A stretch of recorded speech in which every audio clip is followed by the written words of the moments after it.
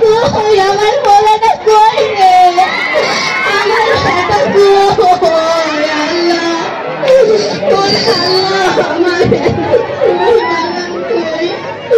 আপনারা হয়তো ভাবছেন এই আনন্দ বৈঠকে পাগি হলো দূর থেকে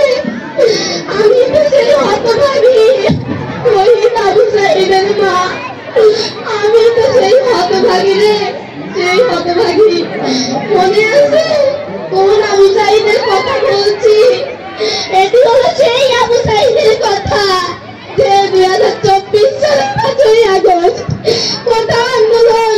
সেই কোটা আন্দোলনে যুদ্ধের ময়দানে হেরে গিয়েছে যুদ্ধের ময়দানে শহীদ হয়েছে আমার সাঈদ আমার আবু সাঈদ এমনি আমার আবু সাঈদ চলে গেল পরে আমি কইছিলাম যাইস না যুদ্ধে যাইস না পরে আমার কইছিল আমিও যদি না যাই তুমিও যদি না যাও যুদ্ধে যাবে কে হ্যাঁ ময়দানে যাবে কে মা আমাকে যেতেই হবে আমি এসব কথা শুনে বলারে কইলাম তবে যা তুই আমার পোলাই আগে যা তুই আমার পোলাই আগে যা এমনি করেই আমার এবং আমার মনে কত মায়ের গোল খালি হয়েছে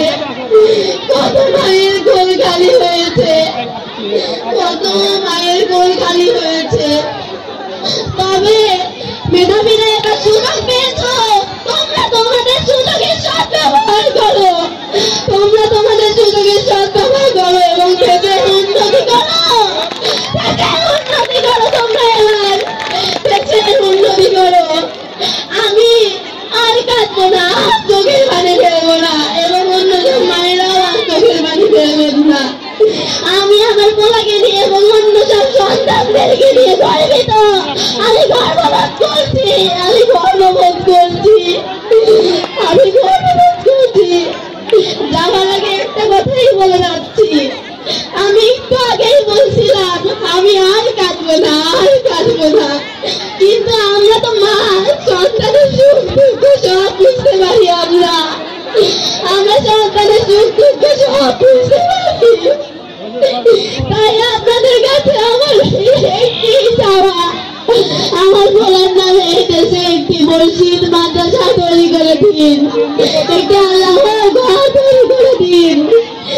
যে কিনা এই বাংলাদেশের মাটিতে গভীর ঘুমে মগ্ন আছে আপনারা আমার বলার জন্য মন খুলে দোয়া করবেন এবং অন্য সব সন্তানদের জন্য মন খুলে দোয়া করবেন সবাই মন খুলে দোয়া করবেন তারা যেন জান্নাতের ফুল হিসাবে ফুটে থাকে। আসসালামু আলাইকুম।